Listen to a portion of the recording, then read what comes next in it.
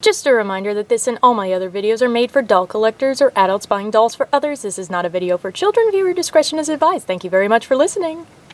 Hello Internet! My name is Kelsey and welcome back to my closet. So today was just one of those days where all kinds of new stuff just dropped out of nowhere. But you know, I love those days because it means that I have information to make into a video. And that's exactly what we're gonna do. We are not gonna waste time. We are gonna get right into it.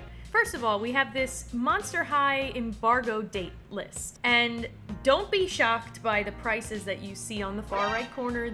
These are in Canadian dollars. Canadians maybe, yes, be a little shocked, but anyone who is not paying Canadian prices, you can do your conversion calculations on the side here. Now, a lot of this stuff that we have here has been seen before or we've had pictures of, but there are two new items to point out at the bottom of this list. First is the caboodle, which seems to be by the price some kind of play set. It's unclear whether or not it comes with a doll, but it's got to be some kind of spooky storage for all of the Monster High goodies that we're gonna have. Maybe it comes with extra clothes or accessories, that would be nice. And then we have the Holiday Draculaura doll, which must be some kind of special edition, and also marks the fourth Draculaura doll that we're going to have after the Gorgonizer and all that other stuff. Maybe a problem because I find myself so enchanted by Draculaura that I just want all of them. And I said I don't like having the same character multiple times in these doll lines, but she's just so cute. Now, I find it interesting that they're coming out with the black and white characters before the main line. I would have thought they'd do the main line and then black and white. It would be cool if maybe they were like another pre-production style line, like maybe black and white Frankie, like the old school black and white Frankie, but then a black and white rendition of the rest of the dolls that are on this list here. That would be pretty cool. Also, although I believe we may have seen some of these before, we do have the DPCIs for a lot of the Monster High dolls, which are the codes you can use at Target to try to find them. Even if we've seen them before, it's always a good idea to keep track of them, make sure they're the most up-to-date. So we have all the mainline characters, including Ghoulia, who we haven't seen hide nor hair of yet, and then the Frankie and Deuce coffee break set.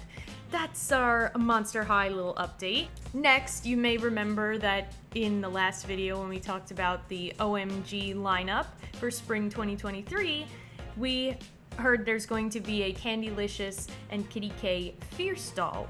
It's possible that we have their outfits. So this one here, I mean, it looks pretty Kitty K to me, especially the silvery fabric of the two-piece outfit and then the pink. The fact that these boot covers or leg things, whatever they are like extra long also hints at the fact that it's probably fierce. And if this is the whole outfit, it's not quite as fierce as I was thinking it was going to be. I mean, original Kitty K might actually be even more fierce, but there's a good possibility that there's more pieces to her. And then we have potentially Candyliciouses, which looks like a layered dress style with some pastel socks. Again, not super fierce looking, but I think these are probably not complete outfits. Candylicious isn't really one of my favorites anyway, so I'm not really all that excited about it to be like, ooh, I'm picturing the rest of it in my mind, you know what I mean? Sidetracking a little bit from MGA, I wanted to show a quick preview of Belle, who is our September Disney Ultimate Princess Celebration doll. You can only see the top part of the dress, and I love that they're leaning into the red rather than the gold because they're trying to make a different style for these princesses. And Belle also did wear red in the Christmas special thing that they did, so it is appropriate, and there's still some gold accents. It's nice to see the swap of the rose color and the gold of the dress. I'm really excited to see what the rest of it looks like. Just based on the top of the skirt here, it kind of looks like it's gonna be petals, like the whole skirt is gonna be a rose, so maybe it's gonna look somewhat similar to the Sax doll that they did last year, but I'm not really thrilled with her face. I don't know what happened to her. The Belle that I have from the 2-pack with the Beast has such a gorgeous face. I thought they would be using the same mold again for this doll, but I don't know, something about her expression is just not doing it for me. And like, it should be the same face mold, right? So I'm not sure what's going on here, but maybe in different pictures she'll look better. All right, now back to MGA.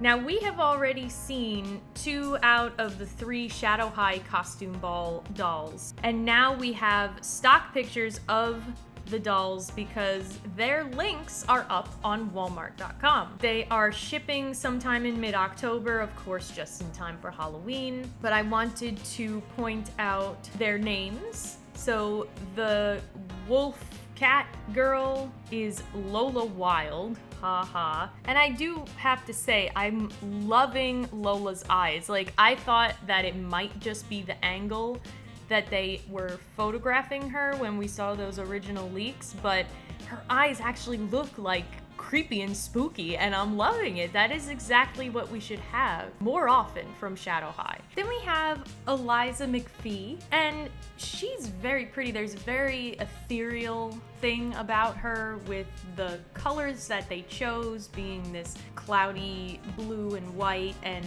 then the makeup that she has. She is very pretty. I also love the fact that her earrings are kind of like ear cuffs that extend her ears and make them a little bit pointy, rather than her just having like pointed ears, because then if you take the costume off, she can still be a regular character. Now, the way the wings are on here, what it looks like is like a plastic vest or strap that they're attached to, and it's a little unsightly. I know they wanted them to be removable and probably didn't want to attach them directly to the dress, but I'm wondering if that would have been a better option, because the clear plastic like that just kind of looks cheap. It kind of reminds me of something we've seen on like a Dreamtopia Barbie. And then we have Demi Batista, our vampire Batgirl, and I do like her a lot more in these stock photos than I did some of the leak photos that we saw. I think the stock photos show her off a little bit better, because I wasn't like enthralled with her face, and her hair I thought looked a lot like Emmy's, but it actually has a decent amount of black streaks in it, which is good. It cuts the purple down a little bit more and makes her look a little darker. So I think I'm still gonna get her. But not only do we have the Shadow High costume ball, we finally get to see what the Rainbow High costume ball dolls look like. And I'm surprised that they didn't pop up sooner when we had seen the Shadow High ones, but hey, we got the stock photos now. Bella is here! Oh my god, I had a feeling that it might be her because the code that I saw on one of the images we saw a while ago was BW, so I was thinking like, Bella Witch? But I was like, no, they wouldn't do Bella again, would they? But they did! They did Bella again, and she is so adorable.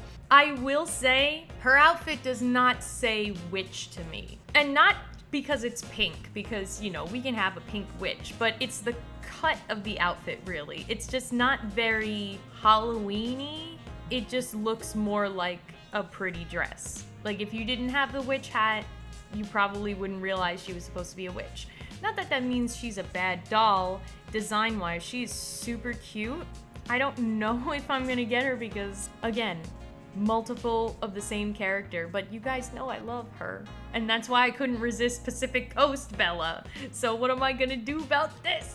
Then there's Robin, who we knew was going to be our Spider Queen, and I love too that they did this like mermaid style thing so that the web is kind of over the legs and then spreading out at the bottom. She definitely looks the most costumey out of everyone with all of her spiderweb outfit pieces. I wish though that they had done her makeup a little bit more dramatically like in the show. I think they kind of were going for that, but it just doesn't come across as well as it did in the animation. And then there's Violet.